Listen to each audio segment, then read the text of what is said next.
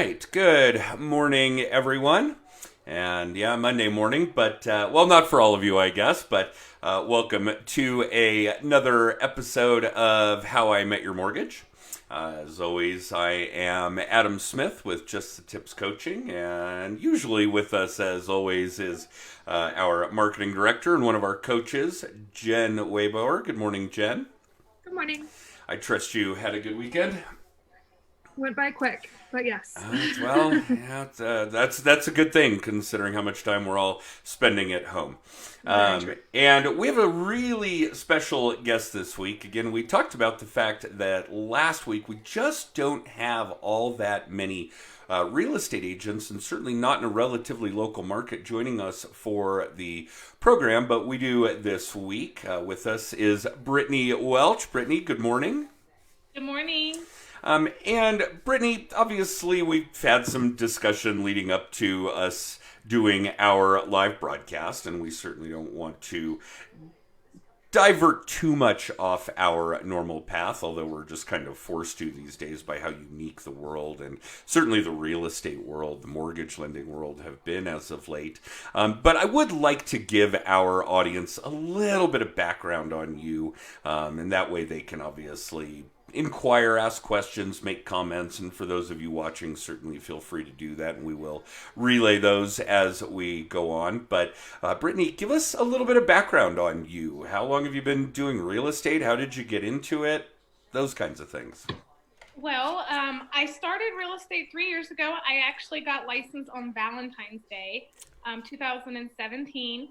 And I've literally just been going at it ever since then. So I started with Keller Williams, and I'm still with Keller Williams, and very fond of the company. But, it started off slow at first, and then it picked up. And then I have been doing a lot of lead generation and going more into referral business and things of that sort. But I am a huge door knocker in the community and trying to get out into the community and things like that. So that really is what helped me take off in my business, was getting out there and dropping flyers and just talking to people out in the community and getting to know everybody and what everybody wanted and was looking for.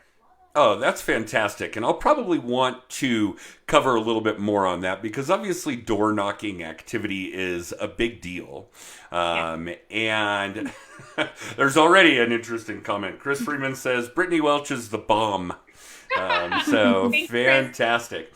And we will certainly want to discuss more than that because lead gen activities, tactics, techniques are certainly a big focus of what goes on with the show. Our audience is, looking for content along those lines. But obviously that's changed for you a little bit. I don't think we need to remind our audience in any way, shape, or form about what kind of unique activity is going on in the world today. But why don't you give us a little insight as to how the current state of the world, not just the real estate market, although we are getting back to some semblance of normal in your industry in Colorado today, but what has the impact on that activity in particular been like for you over the last 6-8 weeks? Well, it's impacted me a lot, actually. I can't get out there and I can't door knock and do that lead generation right now, which has definitely hurt. But on the flip side, I've had a lot of these people in the community that I've been in touch with for the last 3 years. They have reached out to me and asked me what I thought was going to happen, what they needed to do to prep for it. And they've really entrusted in me. So I've had a lot of those people also just reach right out to me in return, which has allowed my lead gen to kind of venture out and gain more of a one-on-one approach with the community in that way as well. So yeah, I can't go out there and door knock, but a lot of these people I've maintained relationships with or gained a relationship with. And like I said, they still reach out to me. I still reach out to them. And you just got to find other ways to connect with them, and just keep going about it and try to make the best of what you can. That's I've had good advice. I've had people reach out to me and worry about, if I thought that there was going to be a lot of foreclosures in their areas or something like that. And, nobody really knows what's going to happen, but people trusting you in the community is huge. So. Okay. And we can certainly touch on that because it's certainly a concern on for everybody, every homeowner, every potential homeowner, everybody who's a renter. I mean, I certainly know that, we throw a pebble into a pond and eventually the ripples reach the edges. My concerns lie on a longer term scale, of course, than what we're going to be dealing with in the immediate future and returning to whatever the new normal looks like, etc. But we already know that an enormous percentage of the population has stopped paying rent, and in a lot of places cannot be evicted as a result. My suspicion, and of course we also know that a lot of people have reached out to their mortgage companies, investors and owner-occupants alike, and have talked to them and accepted some sort of forbearance agreement, and hopefully people are reading the fine print on what that looks like because it's usually not attractive.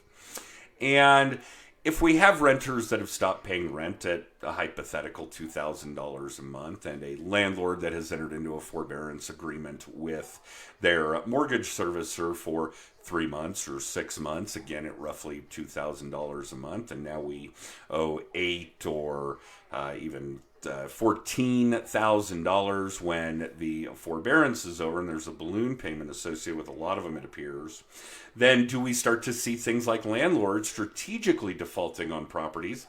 Well, I don't have $40,000 or $14,000. I may as well just stop paying it altogether. And do we start to see a bit of that ripple effect where 6 months from now we do start to see foreclosures? And I hope the consumer is smart enough to know that we have a ton of equity all across the board, that we're going to do better by selling, pocketing money, preserving our credit than we are by going into foreclosure.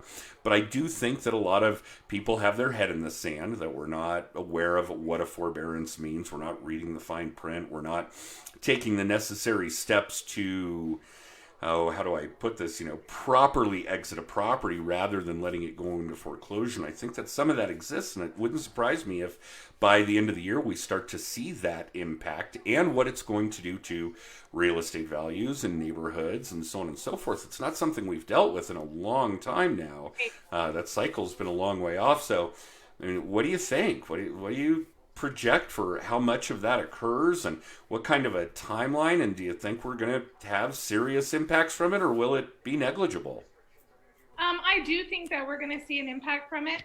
I think that there's a lot of people out there that are already living it, I don't want to say like above their means, but already at like max capacity maybe of their means.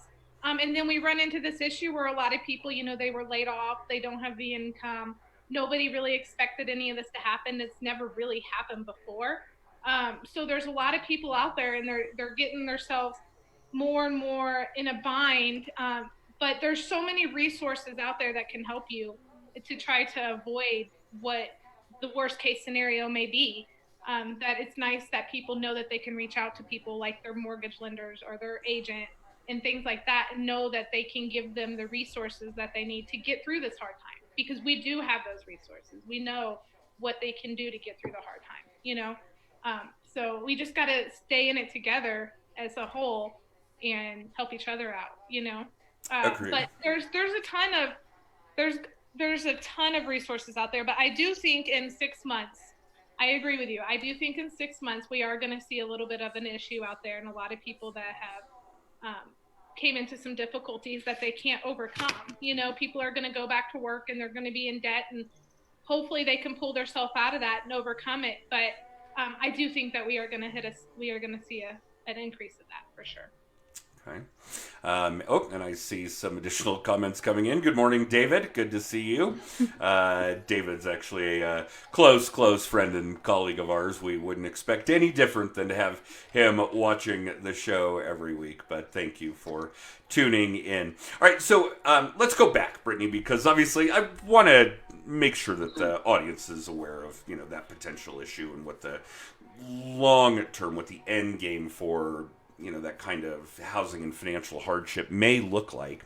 Yeah. But let's go back to some more positive talk, as it were. And obviously we know that you've had a direct impact on how you typically do your lead generation. Door knocking is, it will come again, but it's currently a thing of the past, and I wouldn't want people knocking on my door randomly either. I get it. Well, not during the current state of the world. So, what kinds of things are you doing? You had, talked about staying in front of people and staying in touch with people. Give us some specifics about how you're supplementing the lack of door knocking with getting more face-to-face, more mouth-to-ear kind of time with people, with leads, clients, colleagues, advocates. Tell us what you're up to. I work big on referrals as well. Having people like what I do and what I provide as a service is big for me. So I've been touching base with a lot of my past clients, as I should, obviously. And then I've been touching base with a lot of people that I might work with in the future, or might need any kind of services in the future that I might be able to help them out with. You just kind of got to reassess yourself, but it's a good opportunity to touch base with people that you wouldn't normally touch base with. Kind of reach out, see if anybody in the community needs you. There's my neighborhood. There's a lot of people that can't go out in my neighborhood right now. Most of my neighbors have lived here for their original owners, and they've lived here for 16 plus years. So just reaching out to them, making sure that they're covered, and just being there for the community, I think is a big deal. A little bit goes a long way, and it makes you feel good. You're doing good for the community, and you just got to keep touching base with people. Just keep talking, keep going out there. You don't give up. Okay. And Doug Brown says that you have a great reputation. Doug, thank you for the comment. And I assure you, Brittney wouldn't be here with us if she didn't have a great reputation. So back to that subject, Brittney, it seems to me like a lot of what you're doing, and certainly what you would recommend, and for some of us, myself included, I'm absolutely guilty of this.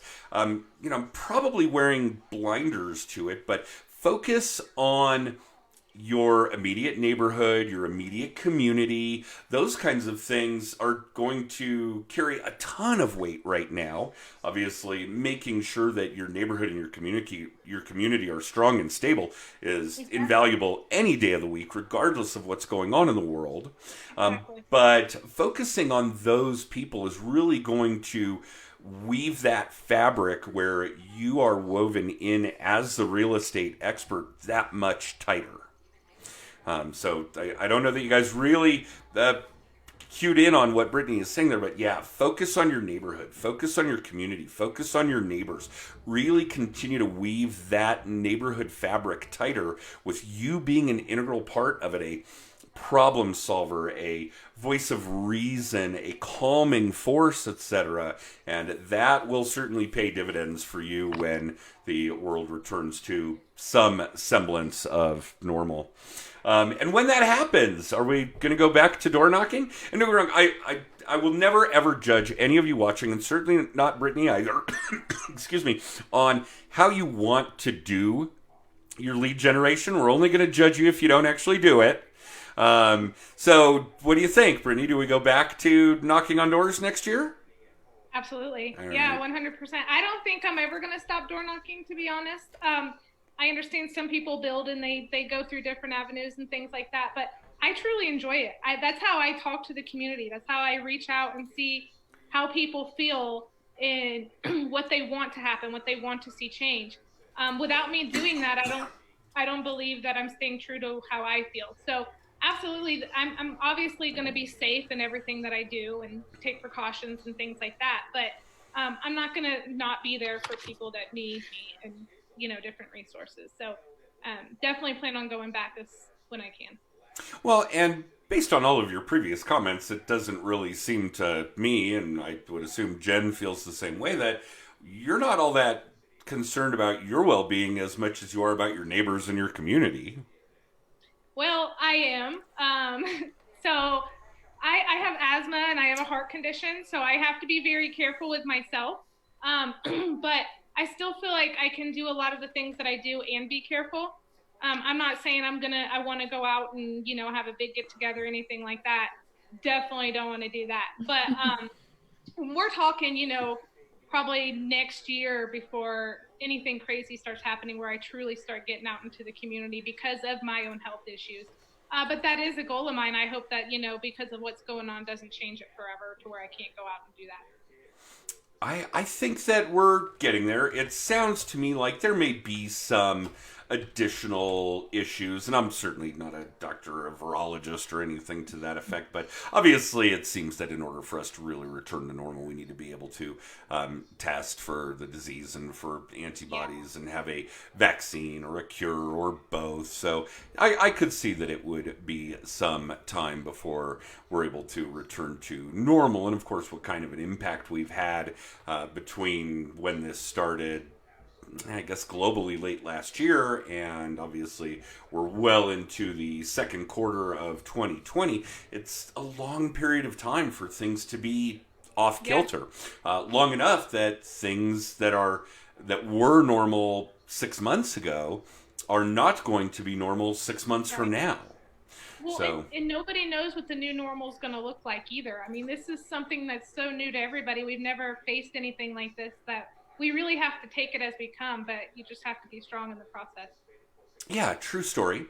No question. And you're not really a stranger to some of this kind of thing. If memory serves, there was a period where your hometown has had some turmoil like this, obviously not on a global scale. But were you present when people weren't able to drink the water in Flint, or have you been here longer than that? Well, I was present, so I was in Flint for 2 months during that whole process, and both of my children have lead poisoning from it, but very minor. So it's huge. I've lost my grandpa over the lead poisoning, but my whole family's still there. It's still a huge issue going on. It was a very big impact for the community and for my family as a whole, and even for the real estate market. It was a huge impact for everything, and then like a lot of people don't realize that, Flint's had its issues in the past with GM, when GM left and things like that, all the plants. But the water crisis just really made it worse. And it's still going on. Yeah, absolutely. Wow. And like the ripple getting to the edges of the pond, this is a similar manner in the long-term impact. Yeah. Very interesting. Okay. And certainly, sorry to hear about the health and death issues. That's really terrible it's stuff. a lot worse than what people think. I mean, like, you go to my family home and there's just mold just coming out of the toilets and just like in the showers, and you can't use it. It's just like, well, what do you do? It's really tragic. It's a lot worse than what people actually see. So it's a good thing that, people are starting to overcome that and things like that. Yeah, it's well, and then let's introduce COVID-19. Perfect. Right. Because they adapted to it, and now we have a virus. the world has certainly not seen enough tragedy and turmoil. Apparently, we're going to add to it, and then of course we're going to do things like have blizzards in Colorado and earthquakes in Utah, and yeah, it's just constantly one item to deal with after another. But for the people that are dealing with it, your family there, you here, certainly me and my team, this is a big deal. For you guys watching, this is, I can't emphasize enough how important I think it is to roll with the punches. That life is really about how you react. Not necessarily about how you act, because constant outside forces, whether it's something as monumental as us all dealing with this COVID-19 virus, or something negligible that only happens inside your home or inside your car or whatever the case may be, how do you adjust? How do you level it out? How do you remain that calming force? How do you continue to roll with the punches? I'm not sure I can come up with a better phraseology or colloquialism to cover it. One day at a time, honestly. I mean, so the sun comes up every day and the sun sets every day, and you have no choice but to live the day, right? So you get up one day at a time, you face everything that you have to, and then you save the rest for later. And I know that sounds a little crazy, but it's true. I mean, you can only handle as much pressure as your body allows you to bring in, right? So you have to handle things the way that you can, but you just have to know that the sun comes up and the sun sets every single day. Nobody knows what tomorrow looks like. Nobody knows what the future has to hold. You just take it. You grab it by its horns and you're like, I don't care what the future has to hold. I'm going to conquer it. And I have all the way up until today. And I'm not going to stop. But I've conquered everything that I've ever been through in life with that motto. You just do it. Like, you don't really have a choice, I guess. But it can hurt you mentally. It can affect you mentally, things of that sort. And you have to figure out ways to get through it. I've been through a lot that have affected me in that way. I lost both my parents at the same time, buried them both together. But that was really hard on me. But what it teaches you in the long run, and you have to remember this as you're going through hard times. Everybody goes through hard times. Everybody deals with things that they have to process. Take it one day at a time. Allow yourself whatever you need to do to get through it. And that's what you do to get through it mentally. But you do have to take it one day at a time. That's good advice. So for those of you watching, our guest today, Brittney Welch, is an orphan, a mother, has lived through the debacle in Flint, Michigan, is successful considering a fairly short career in real estate compared to most of the real estate agents that have survived longer than that 2-year period. She is high risk when it comes to Corona and COVID-19, and yet still is able to get up every day with a positive attitude, know that she is just going to take it one day at a time, left foot, right foot, keep moving forward. And there is some really valuable advice. I hope you guys are hearing it. I consider myself to be far more fortunate than all of the things Brittney has dealt with in her short life. And I hope I can maintain the same kind of positive attitude. I certainly should be able to, considering the fact that my current woes are not, even in the same ballpark. So, Brittney, good on you. I really hope our audience is picking up what you're putting down when it comes to attitude and day by day. And we're just going to keep moving forward, and we're just going to keep working through all of our challenges as we all should as human beings. Yeah, no, I definitely appreciate that, Adam, for sure. All right. So let's project a little bit. And normally we would ask people to give us some idea of what they're doing in their lead gen tactics now and what they see coming in the future, what new technologies may surface, or what kinds of things they want to try their hand at when it comes to their lead gen activities. Maybe it's more video, or maybe it's mailers, or it's never ever buying more Zillow leads. I promise you that. We never hear that one. Nobody ever says, "Oh, I'm going to dump another 10 grand a month at Zillow." No, nobody ever says that. But do give us some idea of what, assuming we're in our new normal, what does 2021, 2022 look like for you? Is it going to mean more help? Is it going to mean your own TC, a new buyer's agent? Give us some insight as to the future of Brittney. Well, as you guys know, our team just continues to grow. It started with me, Joel, and Ashley, and now we have 2 more agents underneath us and a full-time admin. Her name's Shira. She's phenomenal. I love her. She's been the best thing that's happened to our team. So we're 5 agents strong now, and we're pretty happy. All of us produce, all of us do really well, and we just plan on taking that above and beyond as a team and individually. I finished last year right at 40 units. And I'm at 23 already for this year. So I really am feeling good about this year. I got to keep going, obviously, and keep lead genning and keep going out into the community and talking to people and branching out and things of that sort. And that might look different, now that COVID's in place. So we have to see what the new norm looks like. As things are opening, how are people reacting? How are people adapting to the new community? I want to be there for the community. So the way that I work in the next few years is going to depend on what happens with the community and how I can be there for them and provide the best that I can for them. So we really have to wait and see. I do hope that I can get back out there and start door knocking and lead gen in that way. But if I have to move that around a little bit, then obviously we do. But I need to wait and see as we open back up what the community needs and what they're looking for and what their heart desires. So that's my plan. And obviously, again, in the interest of you being far too humble, I want to point out a couple of things to our audience. Brittney did 40 deals last year, people.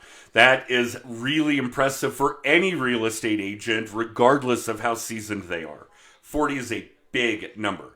She's already done a couple of dozen deals this year, most of which has been under the blanket of the coronavirus. Half the year we've been dealing with this.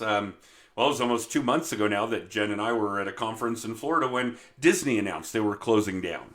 Disneyland had closed 2 days in its entire history. Now they've been closed for 6 weeks. I mean, it's unheard of.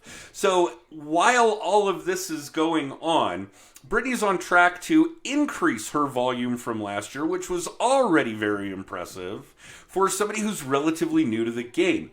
So when she's putting things out there like attitude, door knocking, staying in front of people, community involvement as her lead gen ideas, tactics, and techniques, you guys really need to be listening. Okay? This is a relatively new agent that is kicking the ass out of most of you out there.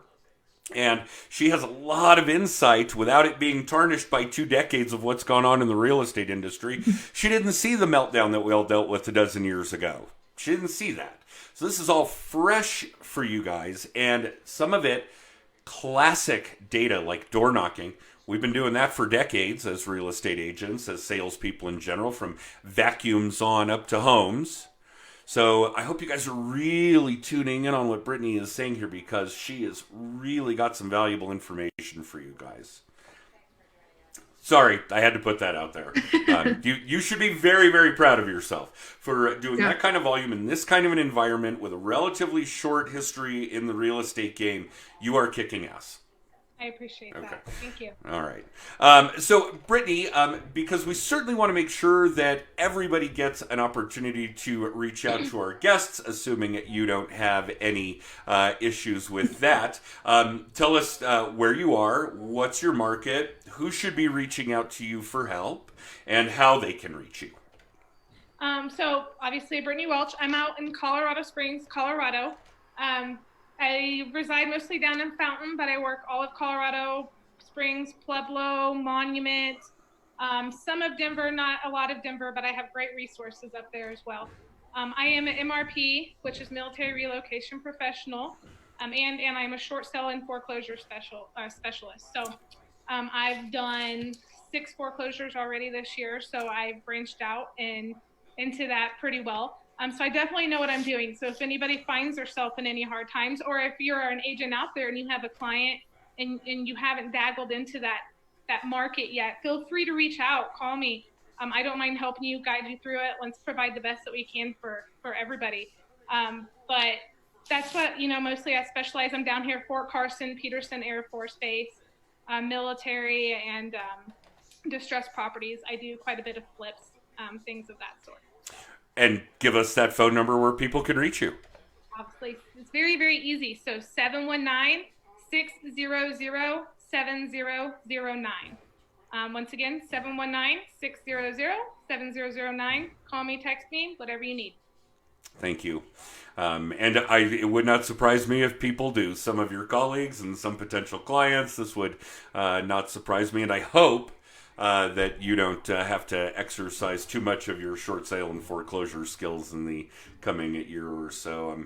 I'm certainly hopeful and positive about what the long-term economic outlook is going to be when it comes to real estate this way. Jen, what do you think I'm missing? Anything else that we should be asking Brittney? It's been really interesting having somebody who does a lot of door knocking. We don't get a lot of that. A lot of people are social media gurus like Adam and I are. Our world is online and on the phone. So it's been really interesting listening to how you've adapted to this COVID-19. But thank you. Yeah, I appreciate you guys having me on the show for sure. I've appreciated it and enjoyed it. Yeah, no, we were glad to have you. That was a unique perspective, so sure. Thank you. We haven't had that kind of content on any previous episode that I can think of, although we've probably done well in excess of 100 of them at this point, so I could be slipping. Okay, so for those of you watching, thank you for tuning in, whether it was live or in syndication. If you'd like more information about the show or to be a guest on the show, or if you want to watch previous episodes, if you want to catch our video blog, The Weekly Little Tip, or if you want a copy of my book, Just the Tips, use that text code at the bottom of your screen. Text TIPS to 63566 if you've got any questions about that kind of content. Again, Brittney, thank you so much for joining us. I cannot tell you how much we appreciate your insight on all things real estate, and certainly with the current state of the world. It's much appreciated. Absolutely. Thank you guys for having me. I appreciate it. Everybody stay safe and healthy out there. All right. And don't go anywhere, Brittney. We're going to run the extra, but we will talk to you in just a moment. Thanks for watching, guys.